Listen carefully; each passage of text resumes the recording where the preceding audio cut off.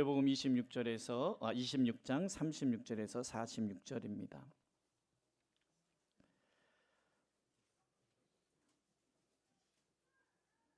마태복음 26장 36절에서 46절까지 제가 한 절, 여러분이 한 절 같이 교독하시도록 하겠습니다. 그때 예수께서 제자들과 함께 겟세마네라고 하는 곳에 가서 그들에게 말씀하셨다. 내가 저기 가서 기도하는 동안에 너희는 여기 앉아 있어라.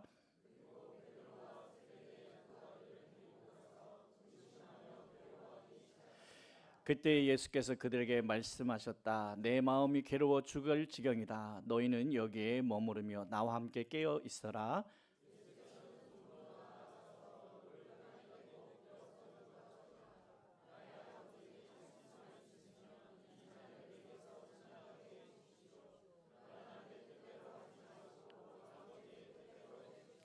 그리고 제자들에게 와서 보시니 그들은 자고 있었다. 그래서 베드로에게 말씀하셨다.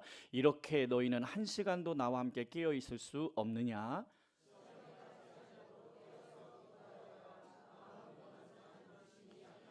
예수께서 다시 두 번째로 가서 기도하셨다. 나의 아버지, 내가 마시지 않고서는 이 잔이 내게서 지나갈 수 없는 것이면 아버지의 뜻대로 해 주십시오.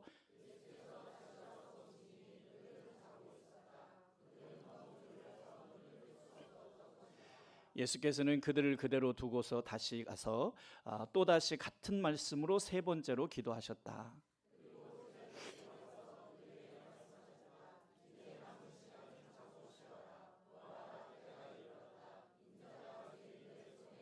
다 같이요. 일어나서 가자. 보아라, 나를 넘겨줄 자가 가까이 왔다. 아멘. 예, 우리 권사님들이 열심히 준비하셨는데 저의 부족함으로 혹시 못 드신 분들은 좀 용서해 주시기 바랍니다. 오늘 설교 제목은 세 번의 대화라는 제목으로 잡아봤습니다. 물론 예수님께서 세 번 겟세마네 동산에서 기도하신 것인데 우리가 아는 대로 기도는 하나님과의 대화라고 하지요. 그러면 아들이신 예수님께서 아버지와 대화를 하러 가시는데 무슨 대화를 하러 갔냐? 죽는 거잖아요. 죽음을 앞두고 대화를 하시는데 첫 번째는 뭐라고 하셨냐면 39절에 보니까 하실 수만 있으면 이 잔을 내게서 지나가게 해달라. 여러분 이 말에서는 어떤 느낌이 오시나요? 하실 수만 있으면 이 잔을 내게서. 여기에는 약간의 망설임이 느껴지죠.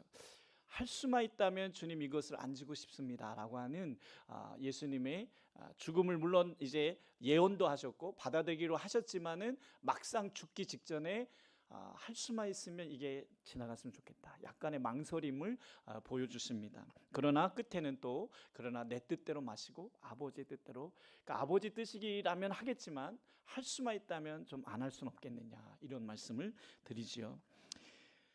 그리고 나서 다시 돌아오신 다음에 제자들을 보니까 40절에서 41절 말씀을 보니까 그들이 다 졸고 있었습니다. 그때 예수님이 하신 말씀은 이거였어요.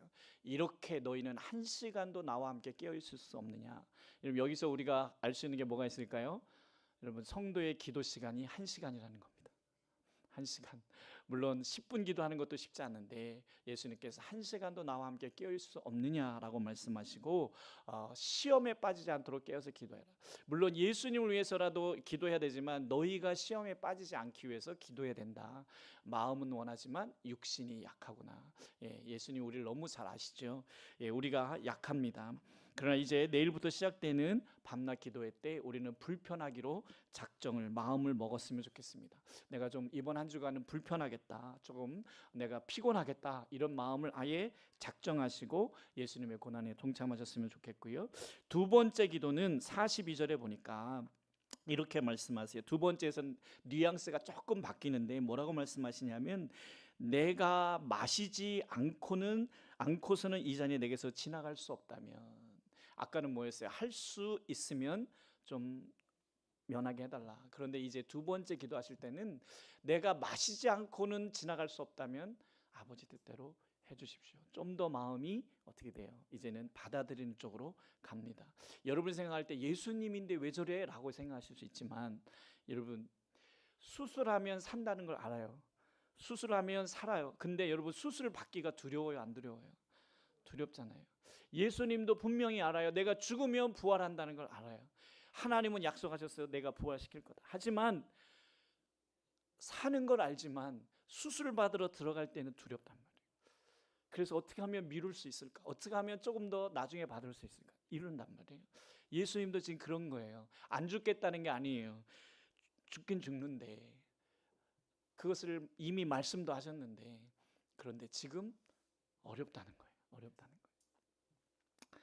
여러분, 그 훈련 받을 때 이 유격 훈련할 때 막타오라고 하는데 올라가거든요. 그래서 애인 있습니까? 어쩌고 저쩌고 하고 이제 뒤에서 밀어버리거든요. 근데 그때 잠깐만요 이러는 사병이 있습니다. 조금이라도 미루고 싶은 거예요. 조금이라도 미루고 싶은 거예요. 여러분, 예수님이 완전한 인간으로 오셨잖아요. 할 수만 있었으면 이게 옮겨졌으면 좋겠는데 아버지 뜻이 그게 아니시죠. 그래서 또 다시 두 번째 기도할 때는 내가 안 마시면 안 되는 거라면 그러면 하겠습니다, 이렇게 말씀하시고, 그리고 다시 가봤더니 제자들은 어떻게 하고 있습니까? 너무 졸려서 눈을 뜰 수 없었다. 43절에 보니까. 예, 이 눈, 정말 이게 세상에서 제일 무거운 게 눈꺼풀이라고 하잖아요. 이게 안 되는 거예요. 제자들은 몰랐죠, 지금 예수님이 뭘 하는지. 그런데 여러분, 누가복음 22장 44절 말씀 보시겠습니다. 44절부터 43절부터 43절부터 한번 볼까요? 44절 다 같이 읽습니다. 예수께서 고뇌에 차서 더욱 간절히 기도하시니 땀이 핏방울 같이 되어서 땅에 떨어졌다. 여러분, 땅에 핏방울처럼 떨어졌다라고 말씀하거든요. 땀이 났는데, 그런데 이걸 어떤 의학자가 뭐라고 표현했냐면, 너무 간절하거나 너무 스트레스가 오면 이게 모세혈관이 터지면서 땀에 핏방울이 섞일 수 있다, 이렇게 얘기하더라고요. 물론 그게 맞는지 안 맞는지 모르지만 어쨌든 성경 기자는 예수님이 진액을 쏟아서 기도할 때 땀이 핏방울처럼 됐다라고 말하고 있습니다. 예수님도 지금 얼마나 처절하게 죽기는 죽어야 되겠는데, 하나님의 뜻이니까 내가 순종은 해야 되겠는데, 그러긴 너무 힘들다, 너무 어렵다라고 이야기를 하시는 것이죠. 44절에 보니까 44절 22장 44절입니다. 다 같이 읽겠습니다. 예수께서 고뇌에 차서 더욱 간절히 죄송해요. 43절입니다. 죄송합니다. 43절 말씀 한번 볼까요? 33절 앞으로. 없으면 죄송합니다. 제가 읽어드릴게요. 43절 이렇습니다. 그때의 천사가 하늘로부터 그에게 나타나서 힘을 복두어 드렸다. 하나님도 일하고 계셨어요. 예수님이 힘들어할 때 천사를 보내서 예수님의 힘을 복두어 줬다. 왜냐하면 죽어야 하니까, 아들이 죽어야 하니까 그걸 말릴 수는 없는데 그래도 천사를 보내서 힘을 주셨다라고 하는 거죠. 여러분, 우리가 죽을 만큼 힘들 때에 천사도 우리 가운데 있는 줄 믿습니다. 이 이야기를 준비하면서 창세기가 생각났습니다. 창세기 22장 7절 말씀 한번 보시겠습니다. 창세기 22장 7절 다 같이 읽겠습니다. 이삭이 그의 아버지 아브라함에게 말하였다. 그가 아버지하고 부르자 아브라함이 얘야 왜 그러느냐 하고 대답하였다. 이삭이 물었다. 불과 장작은 여기에 있습니다마는 번제로 바칠 어린 양은 어디에 있습니까? 100세에 얻은 아들을 하나님이 바치라고 얘기하셨죠. 시험하셨습니다. 테스트했습니다. 그런데 아들을 번제로 바쳐야 되는 상황인 거죠. 그래서 아들과 함께 번제로 바치러 가는데 아들이 묻습니다. 근데 여러분, 그거 아시나요? 이때 이삭의 나이가 몇 살이었을까요? 학자들의 추측에 의하면 15세에서 20대 사이였을 것이다, 이렇게 보고 있습니다. 여러분, 아무리 어려도 15세 정도 되면 힘이 있잖아요. 힘이 있는 아이잖아요. 그리고 장작을 메고 갔다는 걸 봤을 때 아이가 얼마든지 거부할 수 있고 반항할 수 있었던 나이라는 거죠. 하지만 아버지와 함께 가는데 장작은 가지고 가는데 왜 재물이 없을까? 그래서 묻습니다. 그랬더니 아버지가 뭐라고 이야기합니까? 8절 말씀 다 같이 또 읽습니다. 아브라함이 대답하였다. 얘야 번제로 바칠 어린 양은 하나님이 손수 마련하여 주실 것이다. 두 사람이 함께 걸었다. 아멘. 여러분, 이때 아브라함은 믿음으로 얘기한 걸까요? 아니면 그냥 아들을 얼버무리기 위해서 얘기한 걸까요? 믿음으로요? 여러분, 믿음으로 얘기했다면 번제단에 갔을 때 순양을 왜 못 봤을까요? 거기 순양이 있었는데 왜 못 봤을까요? 아브라함도 물론 믿음의 사람이긴 했지만 지금 믿음의 고백이라고 하기보다는 순종은 해야 되겠는데 아들한테 할 말이 없는 거죠. 설명할 수가 없잖아요. 하나님이 준비하실 거예요. 근데 막상 번제단을 하러 딱 갔더니 아무것도 안 보이잖아요. 그래서 어떻게 해요? 돌로 단을 쌓고 그 다음에 성경은 9절 말씀에 보니까 9절 다 같이 읽겠습니다. 그들이 하나님이 말씀하신 그곳에 이르러서 아브라함은 거기에 제단을 쌓고 제단 위에 장작을 벌려 놓았다. 그런 다음에 제 자식 이삭을 묶어서 제단 장작 위에 올려 놓았다. 예. 하나님이 준비하실 거야 그랬는데 하나님이 준비하실 거라는 게 믿었다면 하나님이 준비하실 때까지 기다리든가 뭔가 해야 되잖아요. 근데 그러지 아니하고 그냥 바로 돌단을 쌓고 거기다 장작을 깔고 거기다가 아들을 눕힙니다. 이때 아들이 묻겠죠. 제가 한번 대화를 꾸며봤어요. 제가 생각해봤어요. 이삭이 이렇게 말하겠죠. 아버지 왜 이러시는데요? 라고 하니까 아브라함이 이렇게 얘기한 것 같아요. 하나님께서 너를 100세의 기적으로 주셨다. 내가 낳을 수 없는데 100세 주셨어. 그런데 하나님이 너를 달라고 하신다. 그럼 하나님이 너를 살리시지 않겠니? 라고 이야기를 할 것 같아요. 근데 여러분 그 말이 이삭한테 위로가 될까요? 안 되잖아요. 근데 신기한 건 이삭은 그냥 순종한다는 거예요. 아버지를 너무 잘 아는 거죠. 아버지가 어떤 사람이라는 걸 너무 잘 알죠. 하나님 아니면 안 되는 사람이라는 걸 안 거죠. 그래서 아버지 왜 그러시는데요? 라고 얘기했지만 이래야 된다 라고 얘기할 때 그는 그냥 순종했습니다. 히브리서 기자는 이것을 이렇게 이야기합니다. 히브리 11장 17절입니다. 히브리서 11장 17절 다 같이 읽겠습니다. 아브라함은 시험을 받을 때에 믿음으로 이삭을 바쳤습니다. 더구나 약속을 받은 그가 그의 외아들을 기꺼이 바치려 했던 것입니다. 일찍이 하나님께서 아브라함에게 말씀하시기를 이삭에게서 내 자손이라 불릴 자손들이 태어날 것이다 하셨습니다. 하나님께서는 이삭을 죽은 사람들 가운데서도 되살리실 수 있다고 아브라함은 생각했던 것입니다. 그러므로 비유하자면 아브라함은 이삭을 죽은 사람들 가운데서 되받은 것입니다. 아멘. 히브리서 기자는 아브라함이 진짜 믿음으로 했다고 얘기하네요. 이런 믿음으로 한 거 맞나 봅니다. 근데 믿음으로 했는데 하나님이 예비하신 양은 보이지 않았어요. 왜 그랬을까요? 문제에 집중하면 하나님이 하신 일이 안 보입니다. 여러분 우리 인생에 문제가 생겼을 때 거기에 몰두해 버리면 하나님의 일하심이 안 보인다는 거예요. 근데 하나님은 일하고 계셨다는 거죠. 이 일이 있은 후에 아브라함이 눈을 들어보니까 어떻게 됐어요? 순양 한 마리가 나뭇가지에 걸려 있더라. 하나님은 일하고 계셨다는 거죠.